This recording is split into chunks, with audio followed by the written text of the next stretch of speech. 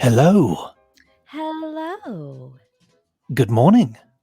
Good tidings. Good afternoon. Good boy. Good evening. Good golly, Miss Molly. Good heavens. Good gracious. Good gravy. Goodness. Love this. See, and There I we thought about it go. ahead of time, knowing that I was going to have to do this. I was thinking, when I was getting ready this morning, I was like, I'm going to come up with some really innovative ones that we've never done before. And of course, they're all gone as soon as I get put on the spot. Well, I have to say you did pull some absolute crackers in there when it Cracker. comes Good to, cracker. good crackers, good cheese grommet. Brilliant stuff. Well, if you're listening, this is the Benji and Nick show, your number one show for vintage TV in the known world. Nick isn't here. I'm not Nick, and this certainly isn't Nick or Benji. We are with Shelley Dean, our special guest reviewer, who is here to fill Nick's place in this early part, and then, of course, fulfill her duties later on. Yes. Big shoes, but big shoes happy shoes. Shelley, what are we doing today on the Poddy C?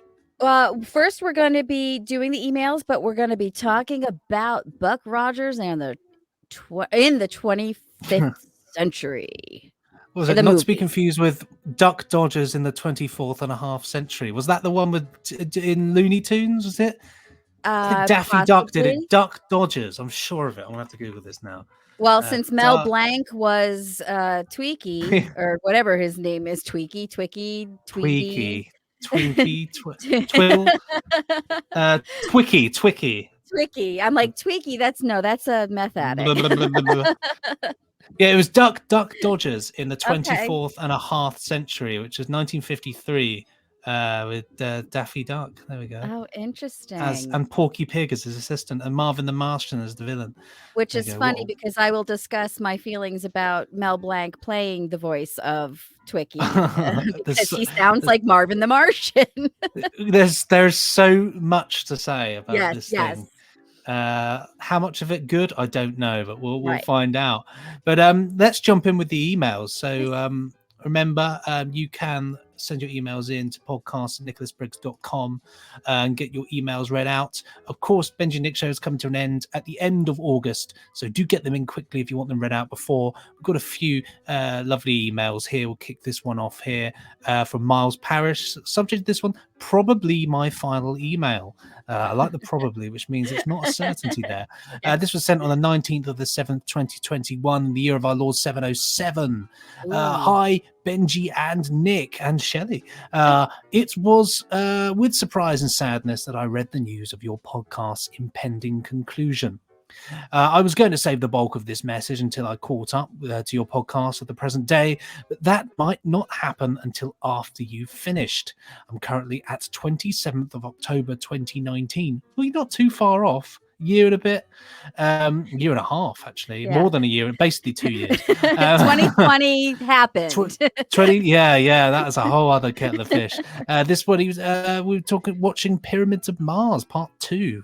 What a journey that was, eh? God, what a great story as well. Aside from the laughs, industry insights, and fabulous guide to the should and should not watchers of cult TV, the thing that I have appreciated most about your podcast is your candor about your general struggles with life at times. As someone who does battle with his own mental health, I have appreciated the openness with you in which you both discussed your own challenges in the same space. You've got to make yourselves number one, and whilst the podcast is a loss to us listeners, stepping back will be of great benefit to yourselves, your families, and to your projects, your other projects, on all of which you'll be able to focus more. For my part, I'll be looking forward to seeing the names Briggs and Clifford in the credits of a great many more productions. I hope someday, in a future unburdened by closed international borders, that I might be able to run into you both at a convention or something and shake you by the hand. Until then, all the best, and Loch Ness, Miles Parrish. Well, thank you so much, Miles, for that one. It's so touching to read. We just try to be real, I think, is the most, throughout all of these podcasts, we try to give that vibe of people chilling out, sitting in a bar or a pub, just having a chat, really. It's no fakery. It's just us talking about things that we like watching or things that we don't. And so with that. I think TV, I don't know about you, Shelley, but I think what we watch is often it's an incredibly personal thing, because you can define eras of your life by what you watch, I think. Oh, 100%. Yeah, it's that's and the beauty of watching old television is it brings you back. It harkens you back to a time when your life might have been in a different place, more innocent, more this, more that. But the nostalgia of a lot of Absolutely. what we watch, and the funny part is for me watching stuff that is nostalgic for you guys, and it's completely foreign to me, literally and figuratively, that I don't get the same sense of, oh, this was great, because it's something I'm watching as a middle-aged woman as opposed to a 7-year-old child. So, but the nostalgia of old TV is just it's you can't surpass how much that can mean sometimes. Especially when, as this guy says, when people have mental health issues or you're struggling with anything, and we all know, having gone through this global pandemic of the past year and a half. Yes, 2020 did happen, Benji. Um, Yeah, and don't we know? so it's nice to sometimes be able to go back to a time in your mind and your memory. So I think I completely agree. There's a fantastic clip of a Star Trek convention where a fan in the audience stands up and just thanks. I can't remember. It might be Patrick Stewart. It just thanks him for sort of not saving him, but essentially getting somebody through that difficult patch in their life because they watched Star Trek. They got through it yeah, because that was something to cling on to. yeah, And I think we've all got things like that. We think you just can tuck yourself away and watch something and enjoy it. And it's like old comedies. I love watching old comedies. I can slip them on. I know them inside out. 40 Towers, for example. No, inside out. Can quote it. Can just sit here and run the whole thing off. But you watch it and it's so familiar that it's just nice. It's like a warm cup of cocoa. You're just like, you're oh, hanging I out know with an this. old friend. Yeah, it's like books. It's the same thing with Yeah. books. You can reread a book and just be like, I know this, I know these characters, and I don't want to give them up yet, But yeah, really interesting. I'm really glad that you've taken something from that, Miles, and I really appreciate that. And wish you've got plenty of us to listen to yet. Yeah, So if by he's the end of only it, you'll there, be fed up. he's not up to where I join you guys. So so we get even into more of my anxiety and all of Gosh, yeah. Yeah, oh dear. You've got one here as well, I haven't you? have another one. The subject of this one is all good things, and it's from Adam Graham, and he sent it about 12 years ago, it looks like. Realized this got sent to the wrong podcast. Dear Nick, Benji, and Shelley, I imagine the origins of the Benji and Nick show being in a Big Finish meeting with someone politely asking Nick if Big Finish was getting the license to Catweasel. If not, why were they always talking about it on the Big Finish podcast? True. The Benji and Nick show became more than just a place for them to go on random tangents as they took a deep dive into pop culture favorites of years gone by. You introduced me to so many programs that I'll never forget, though I'm trying. You invented the Loch Ness game, and we not only got to enjoy your commentary and opinion, but also an intergenerational and later international friendship. Ooh, that's me. Of course, it couldn't go on forever as you're talented people with other outlets for your many talents. Benji's a music man and a sound designer. Nick can scream well known Dalek lines like exterminate or my vision is impaired. Or lesser known lines like, you will remove the cheese from my Egg McMuffin. I commanded you to leave off the cheese when I ordered it at the drive thru. From the soon to be released audio adventure, Lactose Allergy of the Daleks. Lactose allergy of the Daleks. Along with being able to write, produce, direct, etc., we've been privileged the podcast has kept going on for so long. I read It's been going a long time. I read once the average podcast makes it 10 episodes. So the Benji and Nick show, which highlights how blessed we've been. That's what the sentence says. I don't know what that means. Well, it means that not many. Which There's highlights averagely how blessed we've there's not a been. lot. Period. Got it. Yeah, got it. I said it wrong. The punctuation was missing, so I read it wrong. Put the wrong syllable. Easily done. I'd love it if in your last episode were the conclusion of Star Trek TNG, All Good Things. that might be a bit too on the nose, and you probably have something else planned. Regardless, thanks for all the beautiful shows, and I'll look for all the work you do elsewhere. Best regards, Adam Graham, sent from the past, present, and future as phasing through time. Well, Adam, I mean, you know, when it comes to the Benji and Nick show, planning doesn't really come into it. Yeah. So it's an entire, and we try not to plan too much in advance, because we quite like the shock of being like, oh, we'll watch that. All Good Things is a great end to a great show. Do you know, I was only thinking this morning, actually, weirdly enough, that I might rewatch all of The Next Generation, because I did. This is a guilty thing, and you might know if you've heard the episode. I got a guide up, which basically was called Star Trek: The Next Generation in 40 Hours, and it was somebody that weeded through all the episodes that you need to watch in order to understand it all, and all the episodes which are pointless, and then some optional episodes if you want to actually watch them. And so I just watched these ones that were meant to be good, because some of them are really rubbish and cheesy. Basically, the whole of that first season is pretty rubbish and cheesy. And so I've missed a huge chunk of it because I just went for the peak episodes. I don't regret it because I had a great time. I've not seen any of it.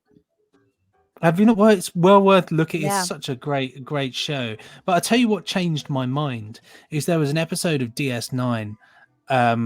No, not DS9. Yeah, DS9. I'm just going to keep saying, no, not DS9, but DS9. There was an episode with that where they get sucked into a kind of game and they end up having to go through this sort of maze and to get to the other side. And it's a weird sort of thing. And it was panned. Like the episode, everybody said it was rubbish. And I loved it. And it was only through watching that I was like, well, if I love this, then maybe there's others out there that I really enjoyed. You know, it's like first series of Star Trek. It's like, you know, as it goes on, it gets worse. But then you do find there's a couple of great episodes. So who knows for that one. Thanks for the message in. We'll certainly consider All Good Things. Be great to get some Next Generation on here, wouldn't it? Oh.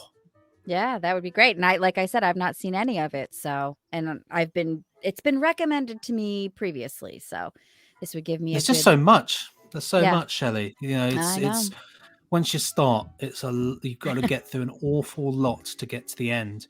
But that said, it is once you get into some of it, some of the stories in there are just superb. Yeah.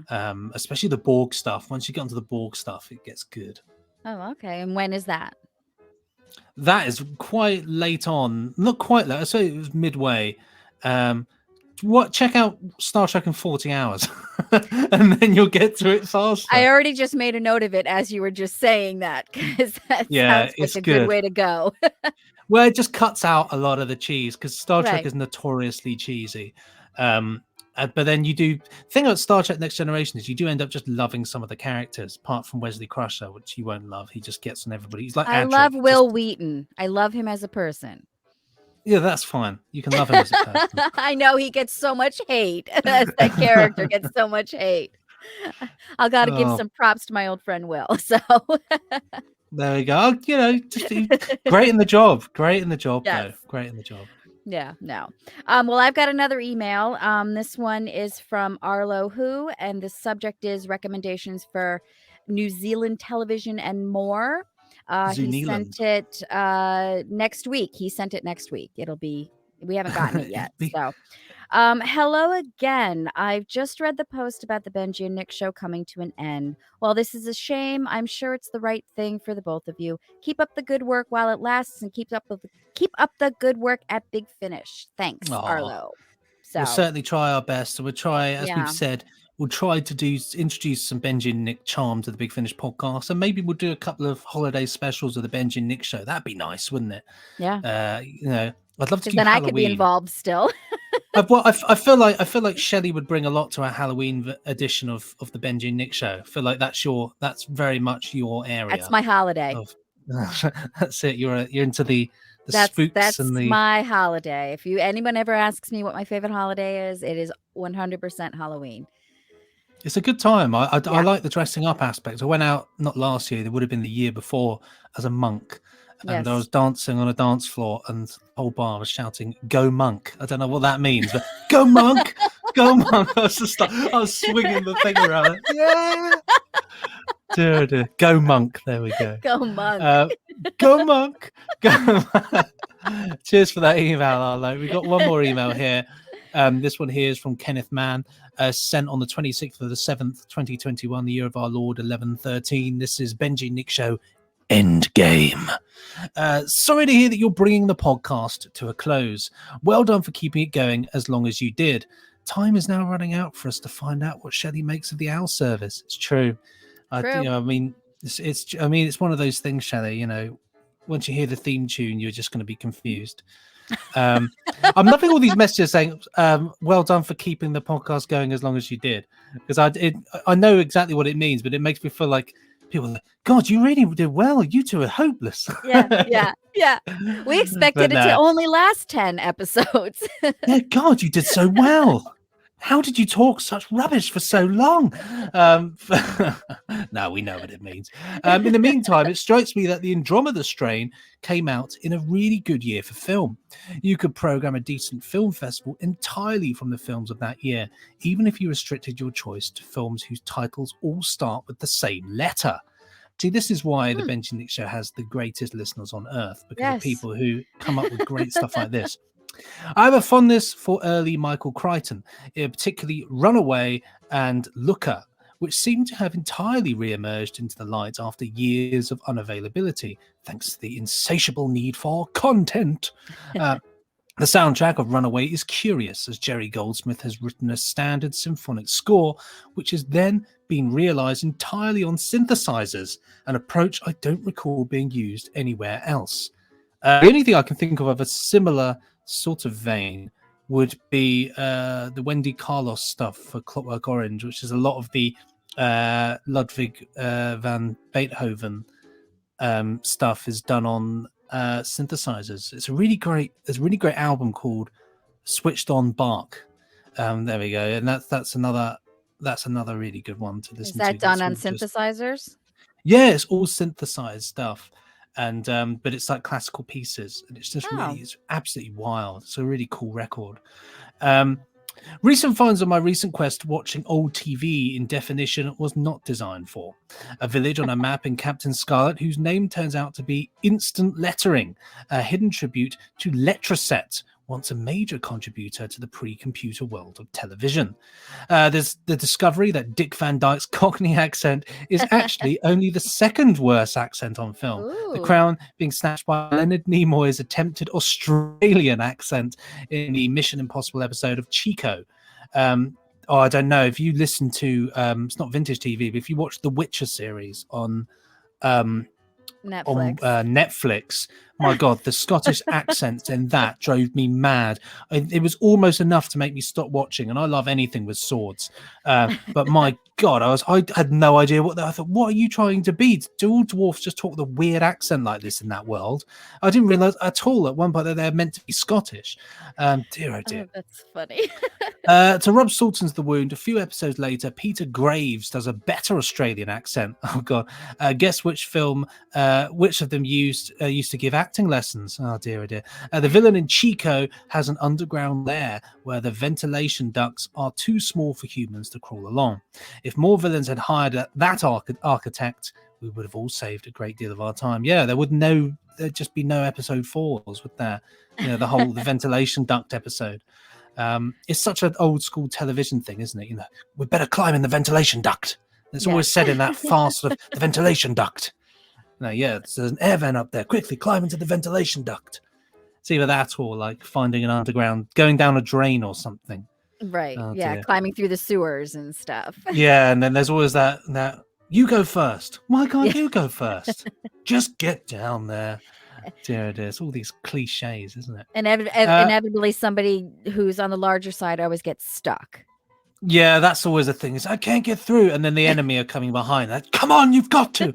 Then suck it in. Suck it in. The other person on the other side is pushing them through. It's all classic, isn't it? And yet we still watch. Now waiting for my box set of Search to arrive. This 1973 TV series aired in the UK under the title of Search Control. I can only assume that there must have been a brand of cat food called Search. Search for your Moggy. Magnificent meaty bits for Moggies. Burgess Meredith and Doug McClure feature, and not seen by me since its first broadcast. Till then, I better settle for the Phantom Empire on Talking Pictures TV, which appears to have been plotted using the mechanics of the game Consequences by 3 drunk men sharing a copy of the pulp magazine Argosy. Be hearing you, Ken Mann, the underground city of Morania. Fab stuff. There's so much great stuff on Talking Pictures TV, though. Come on, love it. Love it. Although I'm getting quite partial to it's Sony Classics, which do the westerns. There's a lot of really old westerns on there, which, to be honest, massively boring. But I quite like that sometimes. I quite like those, Attack of Beaver Creek or something. It's just like a bunch of non-actors talking to each other. Like, yeah, they're going to be attacking Beaver Creek in a minute. And then there's usually loads of horses and loads of old sets made out of wood. And rounding up a gang of randy men to save the day. Oh, yeah. And the plucky bar wench, having to put up with them. Would you stop that? Oh, dear. Love it, though. I love a good old Western, I have to say. Didn't used to, but I think the older you get, the more a Western grows on you. But thanks for sending in your emails to podcast@nicholasbriggs.com. Do keep them coming. The letterbox is filling up as we speak. And once we finish, we'll probably just, leave the sack in the office and leave. So get them in whilst you can, Well, Shelley, now is the time. Now is the place. Buck Rogers in the 25th century. Yes. Who picked this just out of interest? It was my suggestion based on a bunch of people suggesting it. Interesting. When we would ask for suggestions, a lot of people were like, "Oh, you got to watch that. You got to cover that. You got to cover that." And so then, the first 2 minutes of me hitting play on it, I'm like, I hate every single one of you for suggesting this, and making me be the one to suggest it to the guys. So, Yeah. So I will give you the spiel. Buck Rogers in the 25th Century is a 1979 American sci-fi adventure film directed by Daniel Haller, produced by Glenn A. Larson, who co-wrote the screenplay with Leslie Stevens, based on the character Buck Rogers, which was created in 1928 by Philip Francis Nolan. The film was the pilot of the hit TV series, which ran for 2 series from 1979 to 1981. And that was news to me. I didn't know it was a cartoon character or comic book character from the 20s. It's an old concept, is old Buck Rogers, and so what the storyline is an astronaut from 1987 is found frozen in space in the year 2491 by an alien race called the Draconians. They have a peace treaty with Earth, but are they planning on keeping up their end of the bargain? Dun dun dun. Classic. And then the title sequence rolls, and I go, what on earth is this movie, and why is this happening? Scantily clad women writhing around on the floor with really bad music playing, and some guy singing some bad song. Dare I say, I think it's somebody getting off on it, isn't it? Somebody thinking, oh, I really want to see this, or let's find a way of doing that. Well, I saw that it was a throwback to a Bond movie. I guess that was something. And again, we know that I haven't watched a lot of James Bond movies, so I don't know. But that's basically where it came from. The thing about the Bond movies is it was like, obviously, I mean, I'm not going to use the word subtle, but it was sexual, but in a way that it's like, this is arty. It was always interesting and visual in a way that didn't feel like you're just sitting watching a woman. Whereas this feels just like you're sitting watching a woman, and it completely misses the boat, doesn't it? Really, completely. It absolutely weird. It's just doesn't weird. make any sense. It makes no sense to the plot of the movie, to anything other than I think that they were trying to show that while he was frozen, he was dreaming, but it just didn't mesh for me with the rest of the story, which, in a nutshell, I actually enjoyed. For as much as I can enjoy it, I didn't hate it. As far as plots and writing and acting goes, not on the best abilities being shown, but it kept my attention. Yeah, it barely kept my attention, but it's a B movie, isn't it? That's it. I think I have to say, so I have some thoughts on this. So the plot in general is pretty rubbish. I wasn't digging it. I wasn't really digging the characters. It was a bit corny, very corny. But that's not to say that I didn't enjoy parts of it, and that's not to say that I didn't love the special effects. I thought the effects were fab, and I loved all the space stuff. It really reminded me of the first Star Trek movie, the motion picture, which has, in my opinion, some of the greatest special effects, real visual effects in cinema history, which is probably about all that film's got going for it. Yeah. There's not a lot of good in that film. No. Controversial, but I think everyone pretty much agrees that it's not a great movie. It's not the best. It's fun because it's I guess going back to the nostalgia of having this character that was loved and adored in comic book form. And I guess there was a movie in 1939 that they did. There are a lot of, there were a lot of versions of Buck Rogers, and the concept of Buck Rogers is great. I think in the case of this, it feels like, I suppose it feels like a sort of not as good Planet of the Apes or the Time Machine. Like Planet of the Apes, you really get this great feeling like, wow, this guy's like traveled, he's traveled in space. Like nobody knows what's going on. This guy's traveled through time. A man out of time. Man out of time. Very good, thank you. Yeah.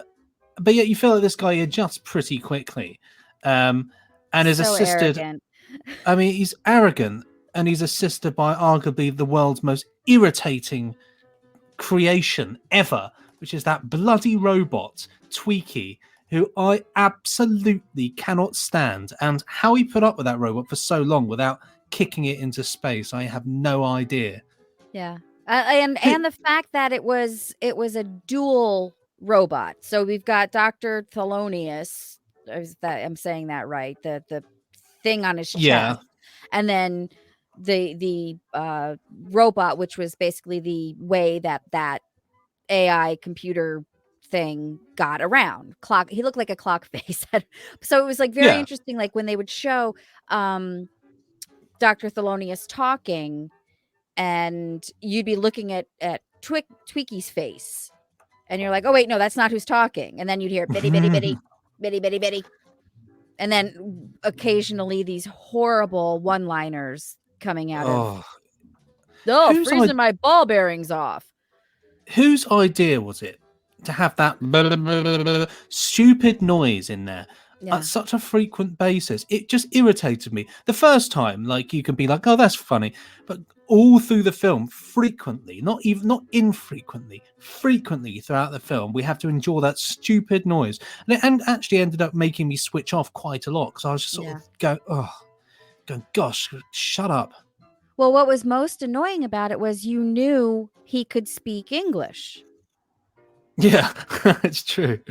So there were so many times where he would say bitty bitty bitty, and then somebody would translate what he said, but then like the next sentence out of his mouth would be something in English, and it was like, but why? That lost me. But I know I did read that a lot of the reason that they did make that robot say words other than just the bitty bitty bitty was because it was too similar to R2D2 and C3PO. So they didn't want it to be strictly like R2 with his just beeps and bops, and C3PO. Well, I'm glad you brought that up, Shelley. I'm really glad you brought that up, because is it me, or is this another one of those films that's like, let's make Star Trek and let's make Star Wars. Let's make Star Wars. Let's do Star Wars. Oh, that was 100% what they were doing. That is it was written that's what they were doing. They were like, ooh, Star Wars was a huge hit. Let's do that. That's exactly it. It's capitalizing on that. All this stuff at the end with, I'm just going to call it, the X-Wing scenes, because that's exactly what it is. It's, people flying around in ships. And this guy, Buck Rogers from 1980s, apparently can just slip into one of those and fly it absolutely fine, and have a technical knowledge of the systems as well.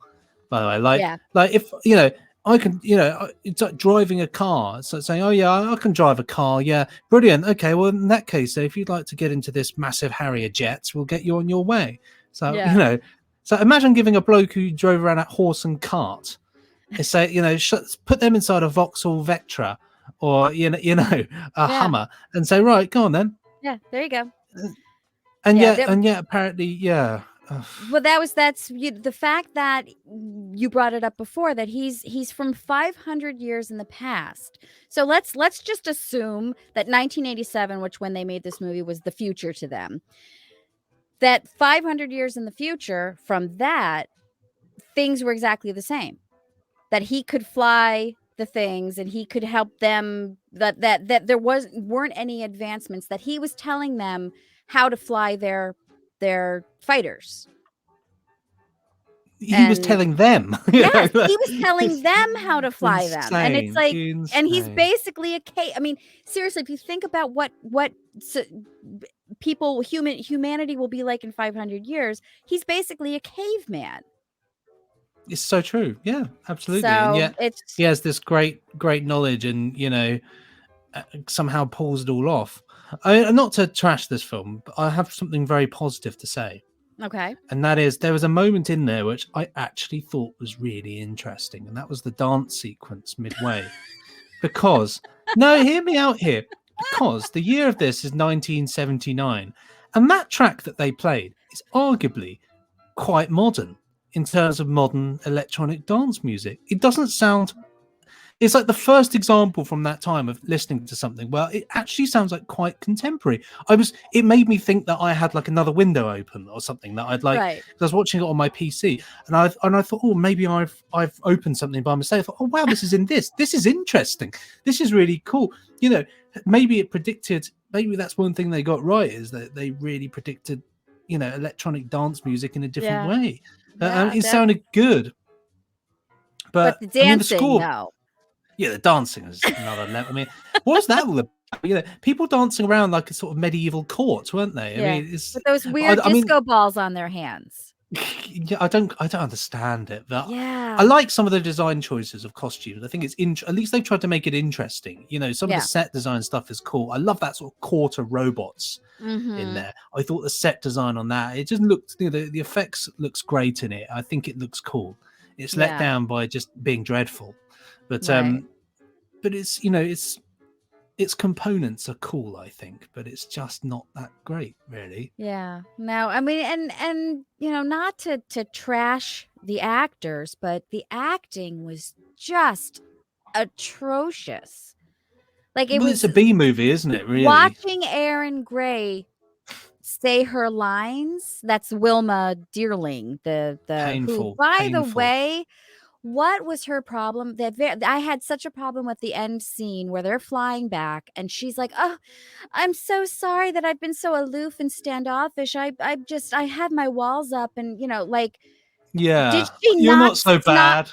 She snogged his face off already. So it's that I don't consider going up and shoving your tongue down someone's throat as being aloof, but, maybe things are different different in the future. But she is the freaking commander of Earth's defenses. She is the leader of the army, basically. And here she is, this, oh, you're so handsome. And I just, it's like, oh my God. I was ready to it's like, it's almost as if somebody making this film had a lot of fantasies and decided to put them on the telly. Softcore porn. That's what it is, though, isn't it? Really? Yeah. I mean, I'm looking on her Wikipedia page, and it looks like it was actually her first movie. It was her first movie, and it's funny because I know her as an actress from. There was a TV show in the 80s called Silver Spoons, and big, wasn't it? It was big. It was huge. It was huge here, and so that's how I know Erin Gray. And she's a great actress. I'm okay. I'll hold back, not great, but she's not as bad as she was in this movie. But and Gil Gerard, I had the pleasure a few years ago. One of the conventions I work for, we had Gil Gerard and Felix Silla as guests, and I spent the whole weekend with them, and we had such an amazing time. And they are such lovely men, and I was so sad to hear that Felix passed away this spring. but it was, Gil Gerard is just an amazing guy. And funny enough, he wasn't the first choice for the role. They Oh, wanted really? Kurt Russell. Okay, yeah, They fair wanted enough. a younger guy. The producers thought that Gil Gerard was too old for the part, and but Kurt Russell turned it down because he didn't want to be stuck doing TV. Because this was a pilot for the TV show, so Gil Gerard, they decided that he could pull it off because of his charisma and his swagger. But I just, and through no fault of his own, he had horrendous one-liners that the entire movie was just him, It's just "Whoa, cheese, isn't it? It's a duh, cheese. It's a duh, cheese duh, fest. duh." Yeah, but It's it ain't great, is it? It's not no, I great, mean, but but I said, I kept watching it. I didn't. There wasn't any time where I was like, I cannot watch this anymore, or I need to take a break, which has happened yeah. quite often.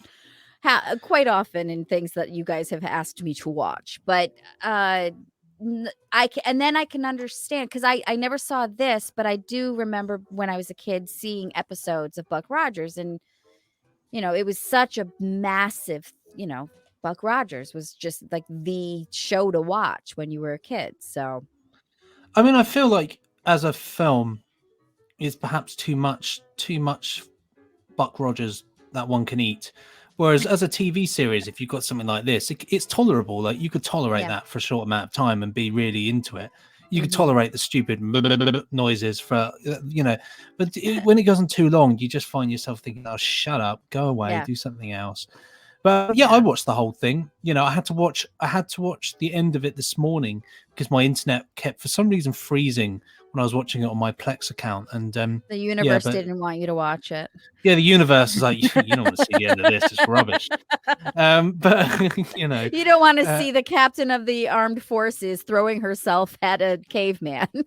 No, well, yeah, very aloofly, But hey, it's a cult classic. It's cheese. Yeah. It's cheese. It is what it is. I'm not gonna, I'm not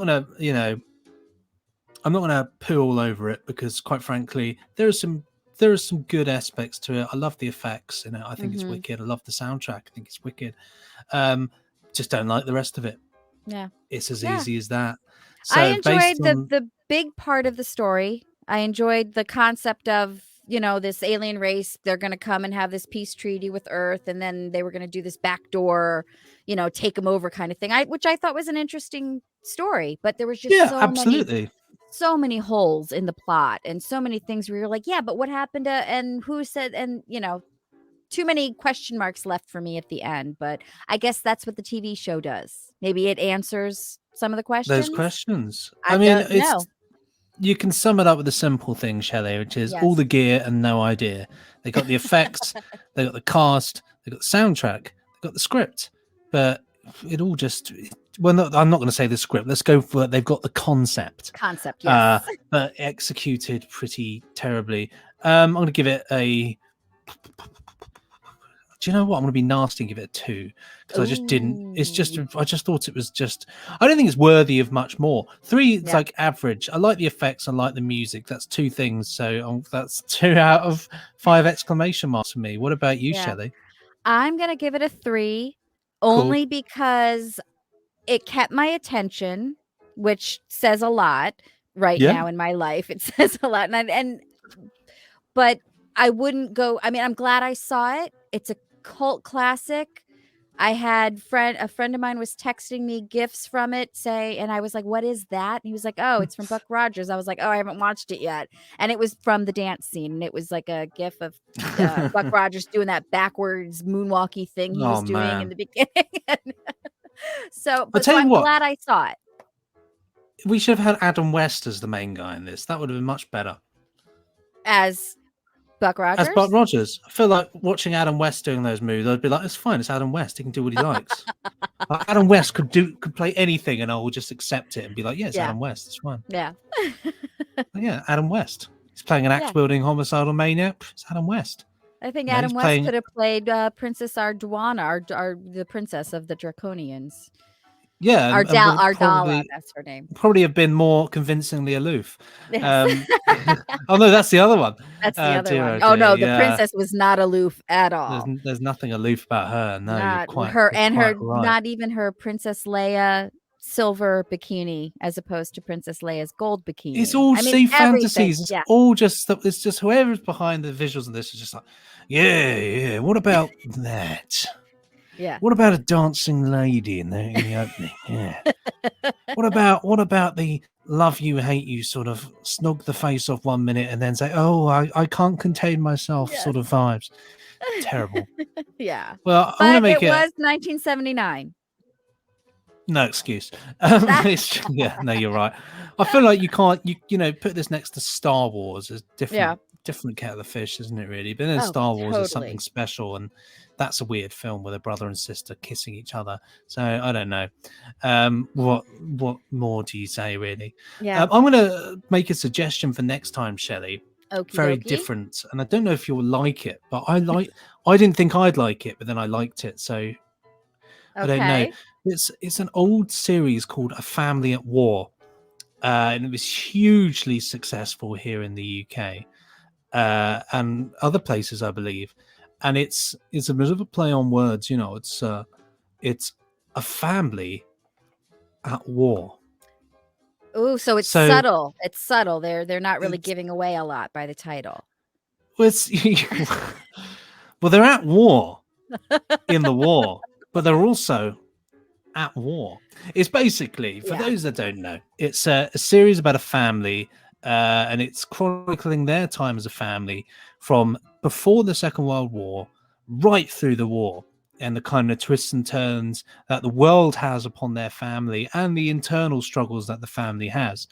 And I started watching it because I wanted to see it for ages, and it ended up on Talking Pictures, and I sat and watched the first episode, and it was quite talky first episode, but I was getting into it. I was like, I'm quite intrigued by these different characters because there's quite a few different characters going on. Mm-hmm. And then I watched episode 2, and it was a little bit different in the sense that it was a bit more like it's set in Spain where all the early sort of battles were happening in Spain before the main Second World War hit with the Spanish Civil War. And it's a bit more action going on there. And I was just hooked. I was like really enjoying it. And I watched the third yesterday and again was just hooked. I think it'd be a really interesting one to cover because it is hugely popular vintage television. But yet one of those things that sort of, you can't find it that easily. It's not like something like Upstairs, Downstairs, where it's very accessible and easy to find. It's a little bit, it's not niche, but I don't know how it's niche given the fact that it was so massive. But well worth a watch. Okay. So I think that's what we'll have to do next week, and be intrigued to see what your view is because I don't know if you will like it, but I sort of think that it's the type of thing that you might get into. Okay. Well, I will give it a fair go, and I'll watch as many episodes as I can. And if you find it rubbish, just text me and we'll watch Hawk the Slayer, which is ultimate cheese. Dungeons and Dragons, the movie. Let's step away from cheese because Buck Rogers was a fromage grande. So true. I would a cheese overdose. Yes, it was a charcuterie platter of only cheese. There was no processed meat or any breadsticks or anything to cut the cheese. Hey-o. It's like the early 90s when everybody just got really into fondue. Yeah. It is the ultimate fondue, isn't it? But you're dipping chunks of cheese into the melted cheese. I'll have this cheesy fondue. No bread, no. On a platter of camembert. Yes. Dear, oh dear. I think we're all a bit cheesed out here. Yeah. Well, so Buck Rogers, that happened. Duck Dodgers in the 24th and a half century. That's what we should do. That's the one. Remember it so well.